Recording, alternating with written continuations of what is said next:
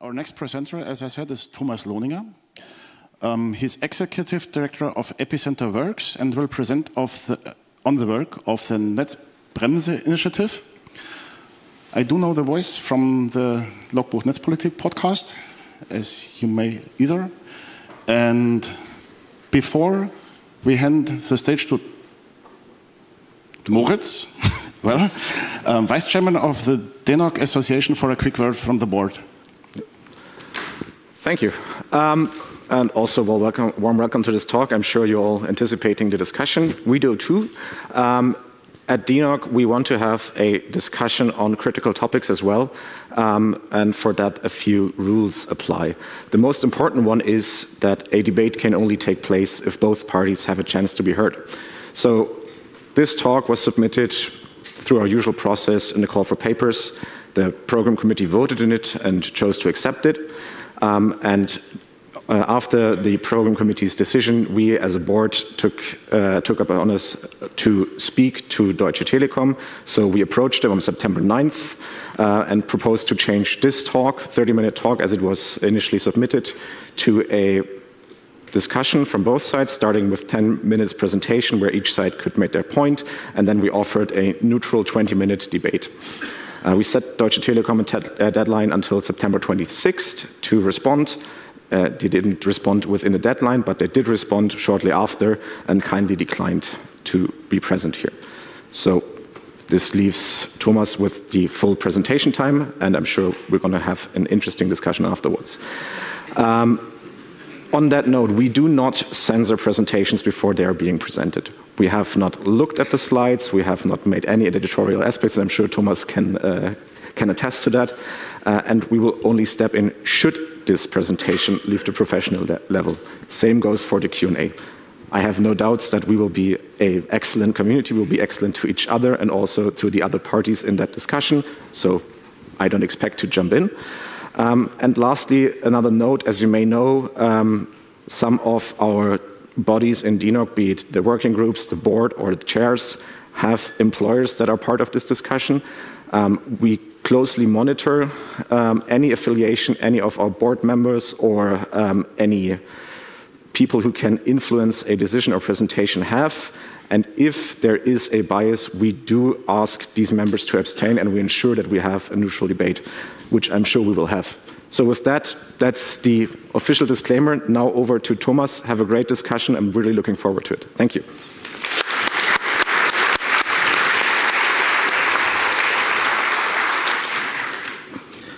Thank you, Moritz, and thank you, DENOG, also for allowing us to have this debate.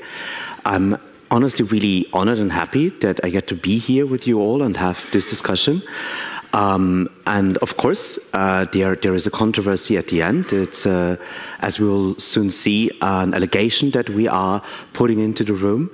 And we will absolutely stick to the fact. We'll explain what our project is about and also how this might be relevant to your work and your lived experiences, but at the same time, I will try to make this funny. So, as Charlie Chaplin said, if you want to tell people the truth, you better be funny, otherwise they'll kill you. So there will be some memes, but nevertheless, all of this will be based on the facts and hopefully allow us to have a more meaningful discussion. First, who is behind this all? The Netzbremse project is undertaken by a coalition of 4 players. My organization, Epicenter Works, has been around for a long time, over 15 years. The privilege of my life was actually having drafted the net neutrality bill in Europe, having worked on that over a decade ago, and we've been on this issue deeply involved ever since. Similarly, VZBV, the National Federal Consumer Organization in Germany that you all probably know, and Gesellschaft für Freiheitsrechte, German litigation NGO, they take care of the freedom of speech and fundamental rights angle. And then, of course, the godmother of net neutrality, Professor Dr. Barbara von Schewick from Stanford Law School. And while you might think, okay, good, these are some random activists, we actually have a track record. With the exception of GFF, it was exactly this coalition that has been working for the ban and prohibition of zero rating in Europe, thankfully.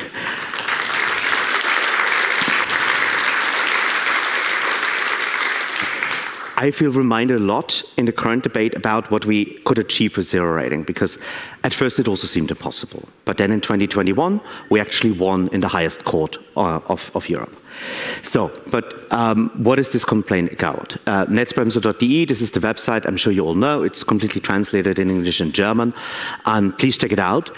A lot of what we are saying here actually is in the complaint. I know that's a long read, it's nearly 300 pages, but most of what I'm going to explain here you'll find in detail and verbosum over there, and there's even short animation videos if you want to read, and press releases and so forth. Everything we did started, like most good things, at Congress, at 38C3. Jürgen Behring from GFF and me had a talk about Netzbremse that kicked the whole thing off and made it public, and we'll also have a workshop next year at 93C3. We will soon talk about what happened in between, but first I need to get a little bit basic and explain what it is that we are alleging, and this will be very boring for the people in the room, but nevertheless I think it's important that we are clear about what it is that we are actually alleging against Deutsche Telekom. So how does the internet work?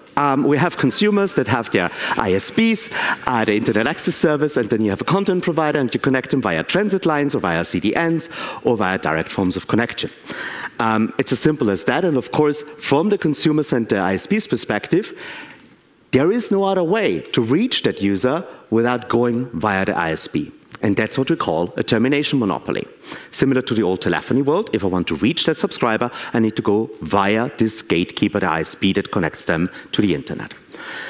In the case of Deutsche Telekom, we have many forms of connectivity that are out there, and those that are not paid for are usually and systematically congested, leading to a poorer experience for the user.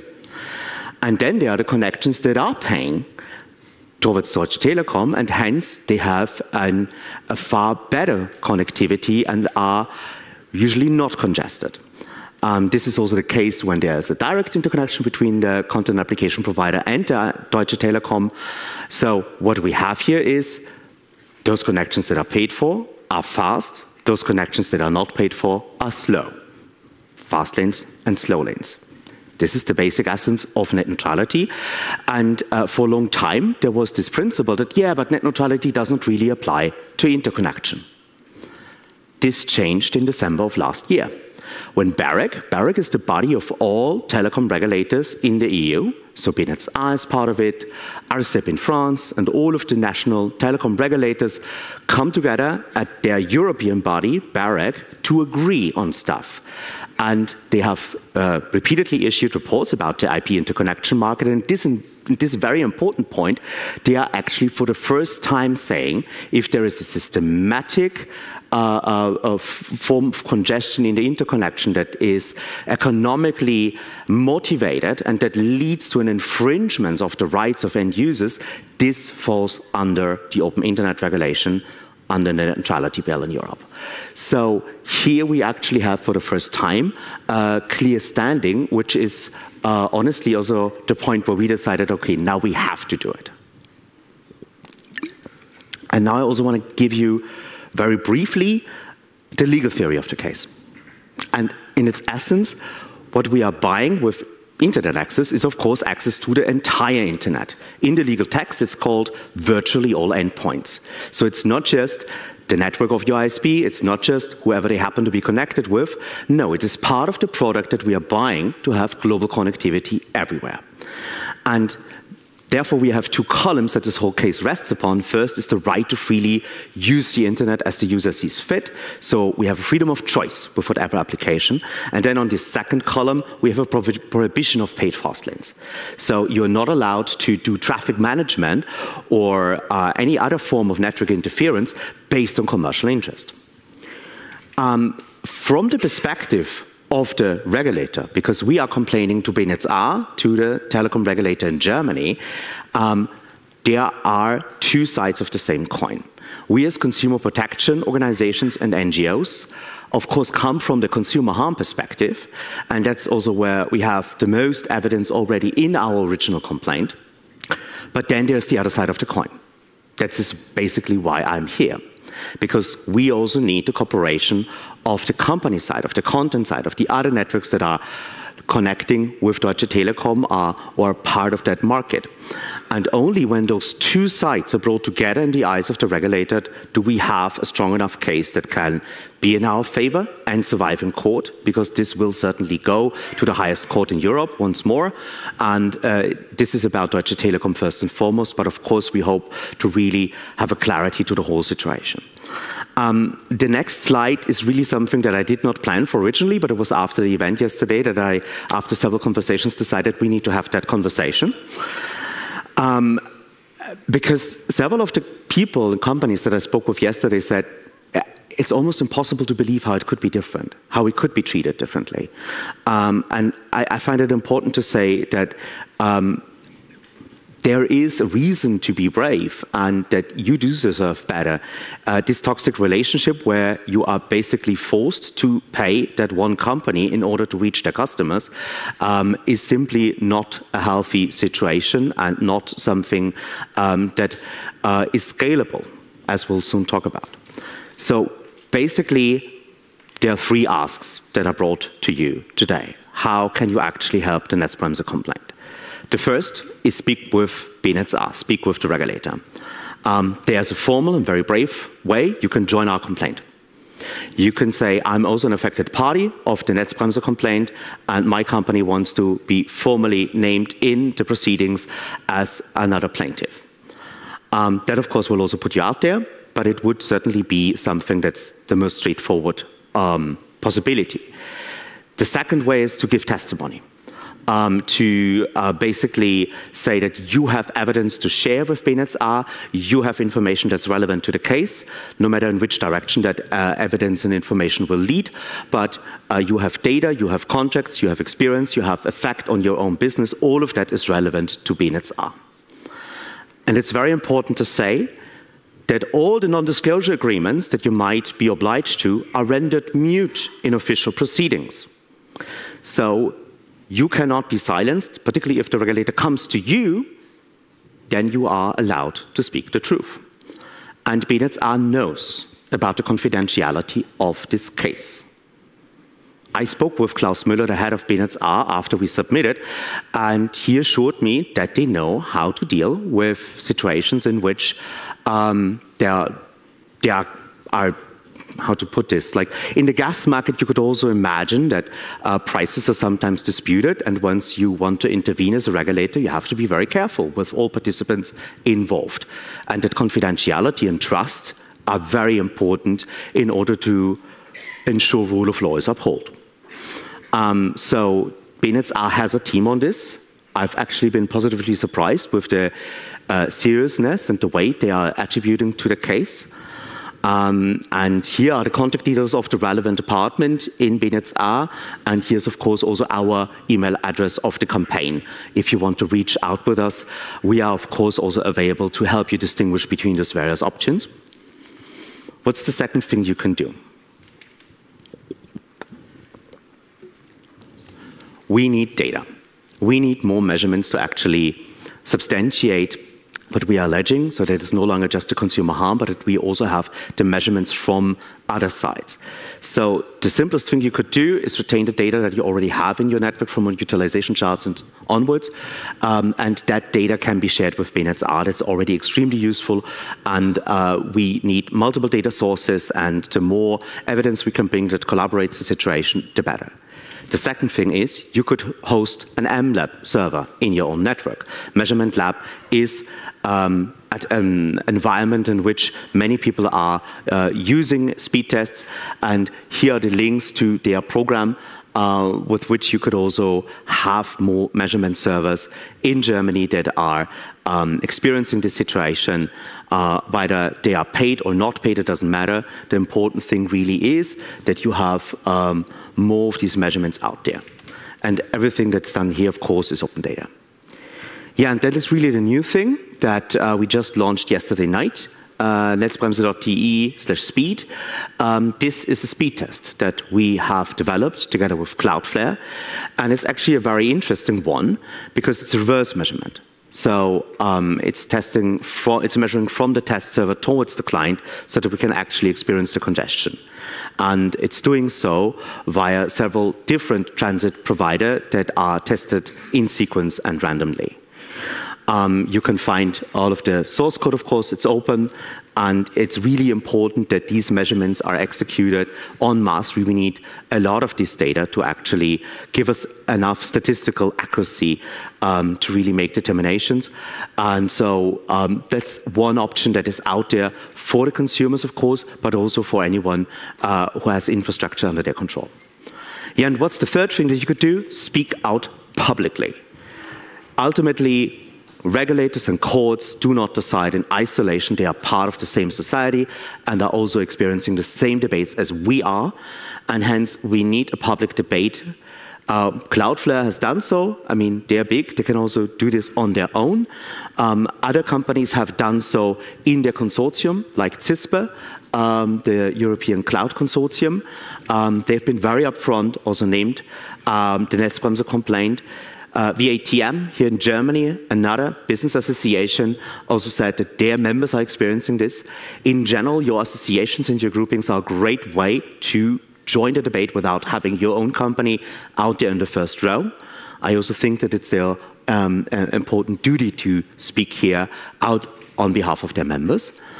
And the last thing really is, as we have done here at this Tagesschau article back in May, where a reporter was simply investigating the situation and speaking with companies, and there is one which was actually anonymized. So if you say, I do not have an association that's willing to speak on my behalf, I do not want to speak on my own, there are still good journalists out there that know about source protection that can also help you have your concrete stories out there and vetted while you yourself remaining anonymous. So, what's the summary of all this? What can you do? Of course, you can speak with the regulator. Do this formally by joining our complaint. Just simply give evidence, maybe in confidentiality, and there is a gradual scale of confidentiality that can be applied to whatever is needed to protect your interests. And lastly, of course, you can also leak information to us. Many people have done this. I don't think I've received that many contracts and measurements since we started this project, and this is, of course, always an avenue where we can act as an intermediary. Second, the measurement part, that's really vital, particularly for a technical community like here in this room. Help us with this. Honestly, our team consists of more lawyers than technicians. And this is certainly one of our weak spots, where I know that there are people in the room that have far better understanding of the intricacies of network measurement. But this is what we came up with these three options. And then lastly, speak out publicly in whatever form is suitable to you. I believe that there are great ways to anonymize in all of these three categories. But you should also understand that this is now the moment to be brave in a way. Because if we do nothing, we now know very well where this will lead. We have now a window, since BNetzA is now in the middle of their investigation, to really still make a difference. We have the Barak report that really drastically changed the thinking from all regulators in Europe about the interconnection market. And BNetzA was deeply involved in that report. By the way, a lot of the confidential information from that can also be used in our proceedings. It's the same people. They just understood and investigated this market. Then we have the great work in Switzerland from DENOG17 that was also extremely helpful. Thank you, Freddie. Thank you, the whole team.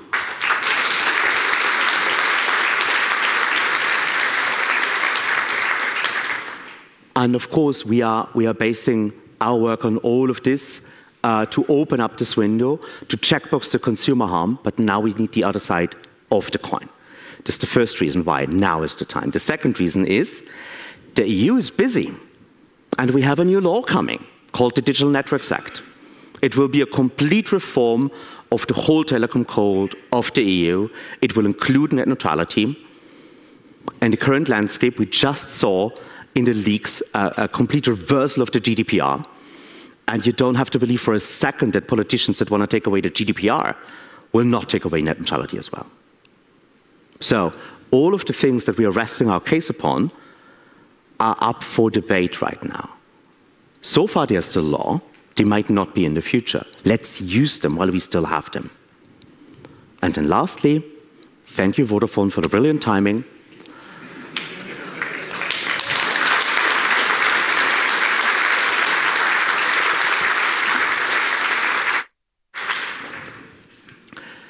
So it will not stop with Vodafone, of course.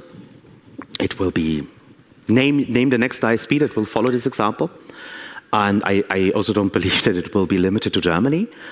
If this playbook works, then it will proliferate, and that will do something drastically to the structure of the internet. That type of segmentation is not healthy, not vibrant, not decentralized, and we have to do everything to prevent this from happening. If we can make an example with the Deutsche Telekom practices, we can really stop this development.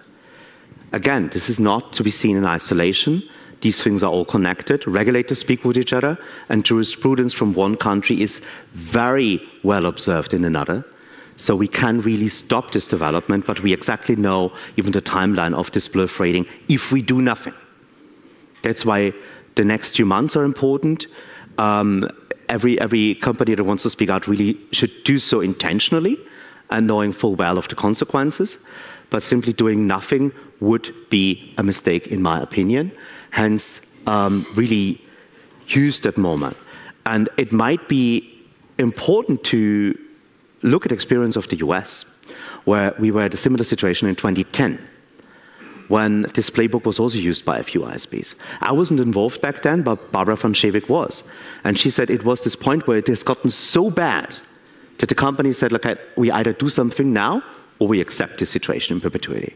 And then they all held hands and jumped together. This is what we have to do now. Yeah, that concludes basically this talk. I've been working for a nonprofit for over decades, so please apologize for the brief fundraising call, but our work really depends on support from individuals that make up the majority of our budget. For this whole case, like I can name you the total budget, it would be 5,555 Swiss francs from Init7. And I think we've done a lot with that already, but of course we hope that more people that are affected, that care about net neutrality, help us in this situation. Last year, around this time, we were actually very close to shutting down because we couldn't pay bills and salaries until the end of the year. So I would rather do anything else than fundraising, particularly in a big net neutrality reform. So yeah, please consider this. And I think that leaves us enough questions, time for Q&A. Thank you.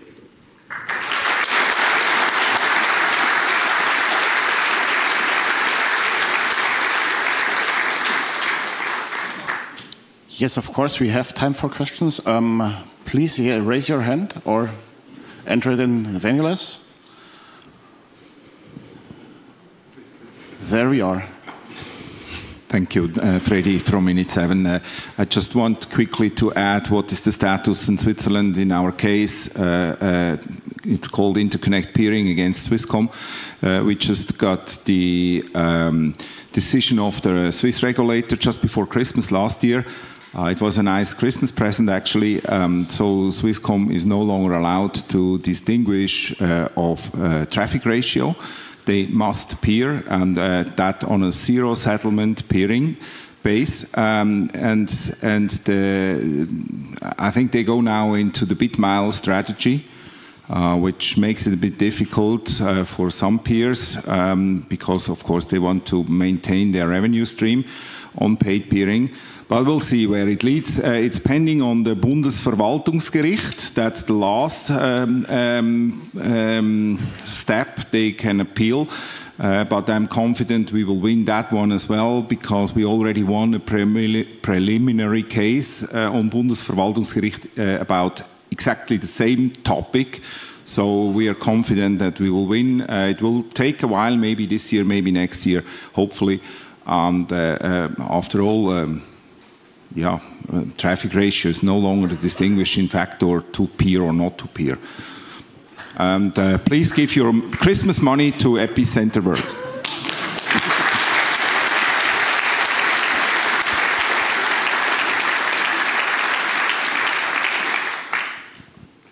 Next question. Hi, Q, asking in a personal capacity. I realise I'm asking for some speculation here, but obviously you've been talking with the BNetzA and a few other regulators. What indications have they given towards how they will decide on this case? Does it feel like they're unhappy with Deutsche Telekom as well? I really don't want to prejudge. It's ultimately they are an independent regulator and they have to be guided completely by the facts. But what I can say is that the gravity of the case, I think, is well understood. Right. So the first barrier with every regulator often is that you are taken seriously and they understand, okay, this is something where I really need to put resources in to get to the bottom of it, the truth. And I think that barrier we have cleared. So they are genuinely interested in trying to find a solution to this disagreement. Exactly. So I can also, I think, my strong expectation would be that whatever piece of evidence, whatever testimony, whatever thing you bring to BNetzA will be seriously looked into, and they do have the attention, the resource, and the interest to really investigate. This is exactly this unique window that I was referencing. That is good to hear. Thank you. Maybe one more question? If not, then once. Keep it precise and short. Thank you. Hi, Nicolas from Freifunk. What's the situation in other markets in Europe, since we're talking about European legislative initiatives here? So it's a good question. And this playbook in no way is unique to Deutsche Telekom. Again, as I said, we have seen it in the US before and in other regions as well. And there are some European countries where you can find strong similarities. Very often it is limited to the incumbent operator in their home market. To actually execute this playbook well, you rely on a strong market dominance and a big customer base. So that would not work if you are a challenger. It would not work if you are a newer entrant. But in general, we do believe that there is a clear solution. So importantly, we are not calling for any new EU law to regulate this. We also don't want to do what Italy did by classifying CDNs as public telecommunications networks. All of what we do is using existing net neutrality statutes. That's the important thing. We don't want to regulate interconnection. We don't believe that interconnection requires regulation. It is only in these very limited cases where the big market dominance is abused, we think that there is a case to be made for net neutrality. And this is exactly the thinking that BEREC has laid out in their December report as well. I just heard we have time for more questions. Please. I didn't realize that, but there are some minutes. So are there more questions in the room or in Venulas, wherever? And if anyone wants to speak off the record, I'm also here in this room afterwards. I have business cards, I have stickers, so you don't need to be on the spot right now if you want to talk. There, one more question, yes. Thank you. Lara Halacek for Selfnet. Can you already talk about the measurements you have? How bad is the issue currently, according to your numbers? We do not have enough measurement data right now to really have, it's difficult for me to say because, again, I've moved away from the tech and more gotten into the law to really give you that early preview of what does the preliminary say. We do not have enough data as we would like, that I can say for sure. That's also why we had this block with the 3 different avenues. Yeah, I also believe that there is a lot of open data that we have not properly analyzed, like the whole RIPE Atlas data sets. I think they should be useful for us, but honestly, we haven't done that homework yet. And it's also, for the NGOs that are part of this project right now, quite difficult because that's far more technical than we as law people are usually tuned into. That was a little bit a cry for help. So I see at least 2 more questions. Yes? Yes, Falk Brockhoff. As we faced the problem with the connection to Deutsche Telekom network a couple of years ago, we bought IP transit from them, and it's working fine till then. How can we participate with this claim to support some information when our connection is fine? I can hardly shut it down, collecting all the customer complaints and just to report it, but I really would like to support this thing. Thank you for this question, because I think it's really important that we are not looking for the worst situation for anyone who is right now experiencing it. It is equally important to say, this is our story. Yeah, we had this problem, now we are paying, the problem has gone away.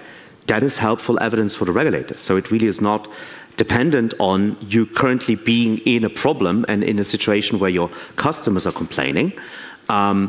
When you explain how you as a business were impacted by this and what were your avenues, and hence that was the decision that you took, this already is helpful evidence for the regulator to get a better understanding of the overall market situation. Yeah.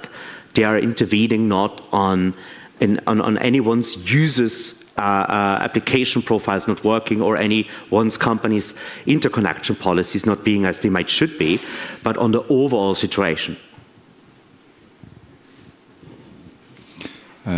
Freddie again, from Minute 7. I just want to give you a quick effect of what happened when after the decision we achieved with Comcom, the Swiss regulator.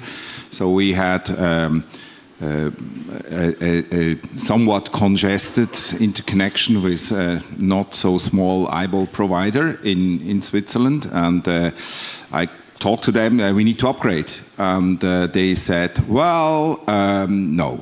And then I said, we can discuss this with the regulator. And then it took about a week when they had their internal discussions, and then they came back and said, we can do that without asking or without talking, involving the regulator. So there we are. It took still about 4 months until we've been upgraded, but we're cool now. And so this is the effect when the regulator is aware of it and made some what heißt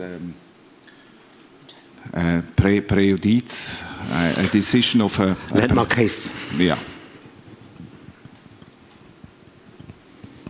Well, thank you. Raise your hand.